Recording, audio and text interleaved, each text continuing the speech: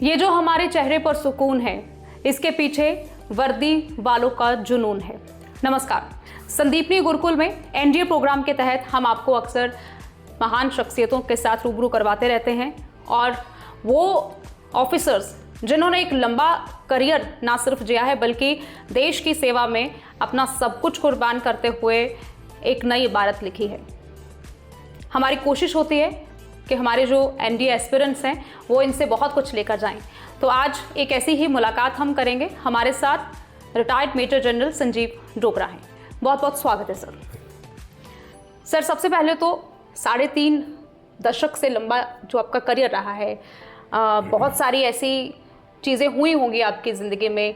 सेना से जुड़ा हुआ अब तक का आपका सबसे कोई ख़ास अनुभव हमें अगर आप शेयर कर सकें, क्योंकि आज आपने एनडीए एस्पिरेंट्स के साथ बातचीत भी की है, तो कोई ऐसा अनुभव जिसने आपकी ज़िंदगी बदली हो?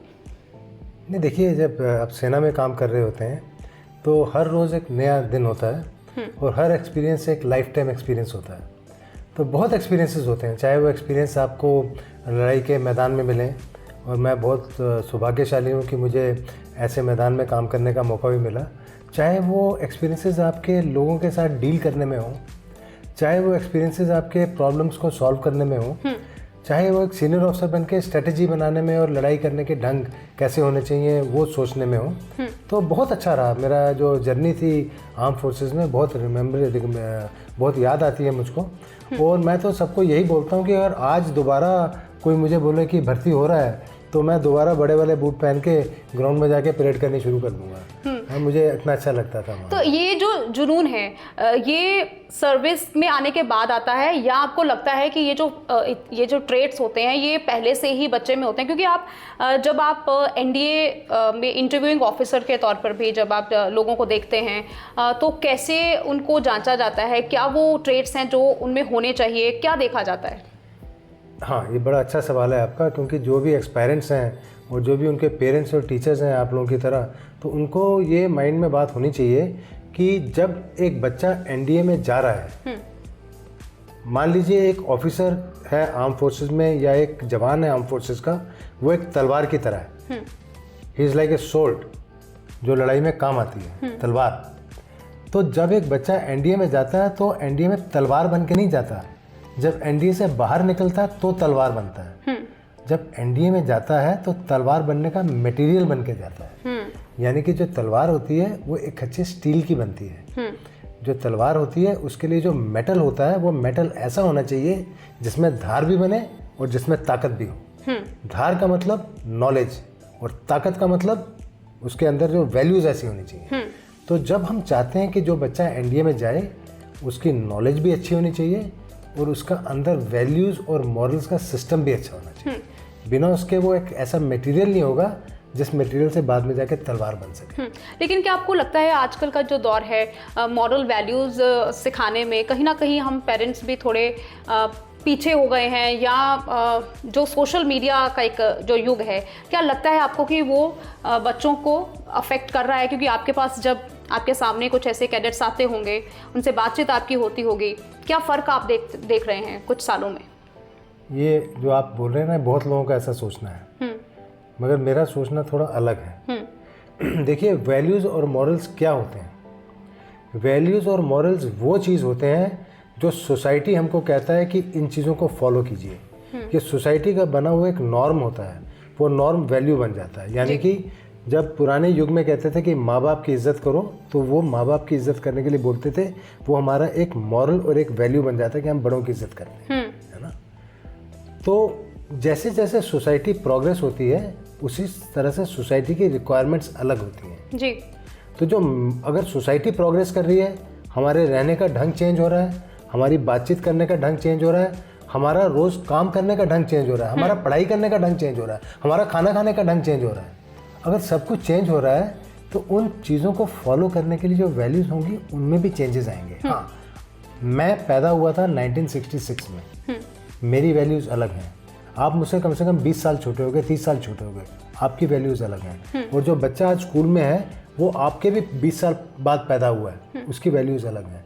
अगर हम उसको बोलेंगे हमारे ढंग से जियो, तो ह्यूमन बीइंग जो मैनकाइंड प्रोग्रेस कैसे करेगा? लेकिन जब एनडीए में हम एंट्री की बात करते हैं तो कितना इम्पोर्टेंट हो जाता है कि वो जो पुरानी वैल्यूज़ हैं उनके साथ चला जाए, या फिर नए दौर में नई चीज़ों के साथ कैसे वो कंपैटिबिलिटी बनेगी? मेरे ख्याल से आप वैल्यूज़ को और ऑफिसर लाइक क्वालिटीज़ के बीच में थोड़ा सा कंफ्यूज कर रहे हो। एनडीए में जाने के लिए आपकी ऑफिसर लाइक क्वालिटीज़ देखी जाती हैं कि आप में वो क्षमता है कि आप बाद में जाके एक लीडर बनोगे जी।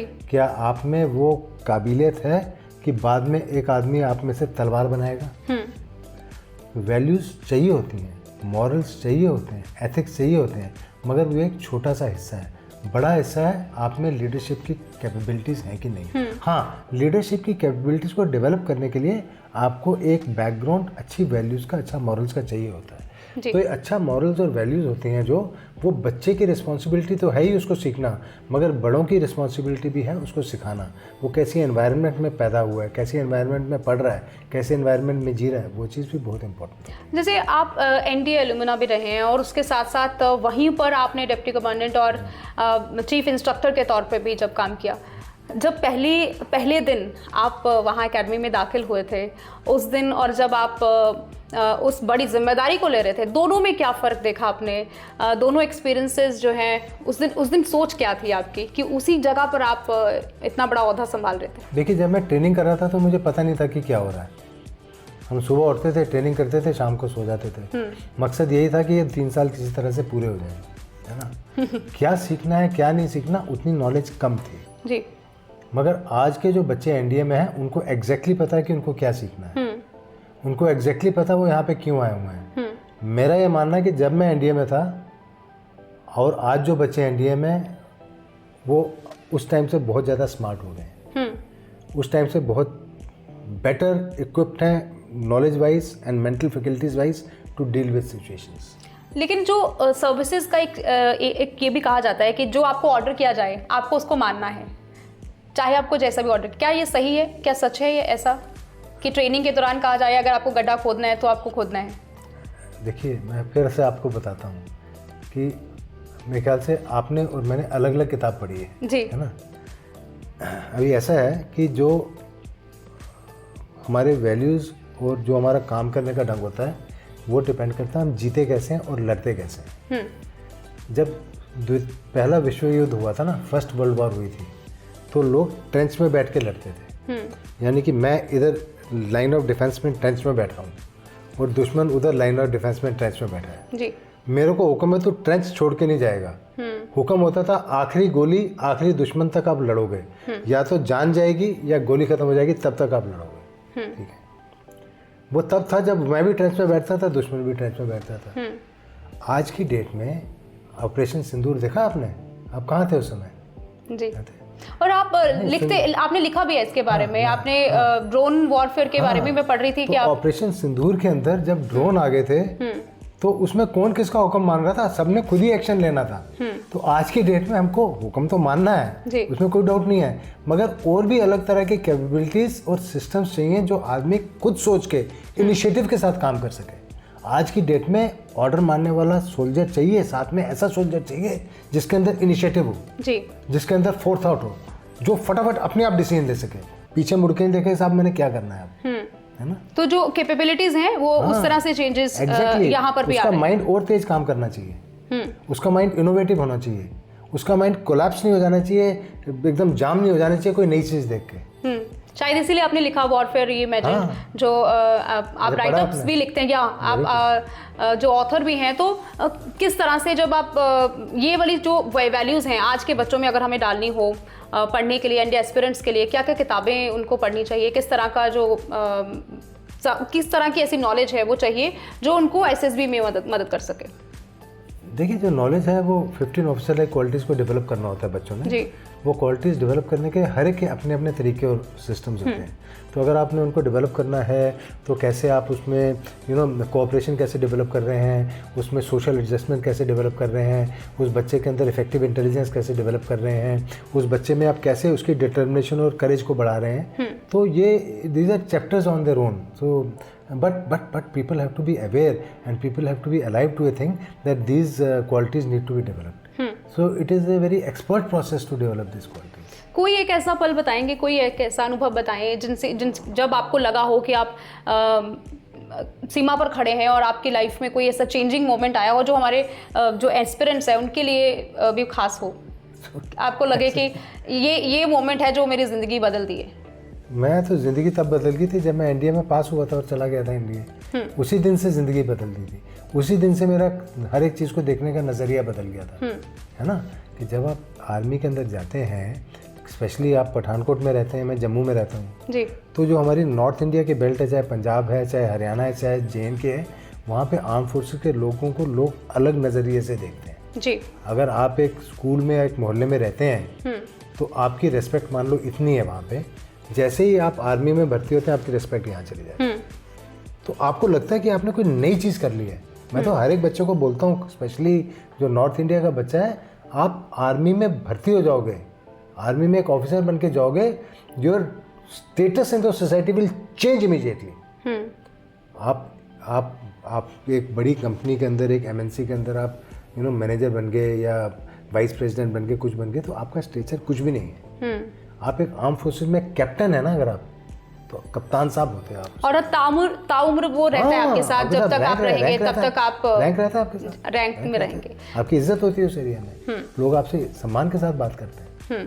एक कंक्लूडिंग जो सलाह है अगर आपको देनी हो हमारे एस्पिरेंट्स के लिए तो क्या रहेगी? मैं तो हमेशा यही बोलता हूँ कि भाई there is no shortcut to success. अगर कोई आपको बोलता है कि ये कहते हैं जी पास होने का रामबाण इलाज है, तो कोई रामबाण इलाज नहीं है।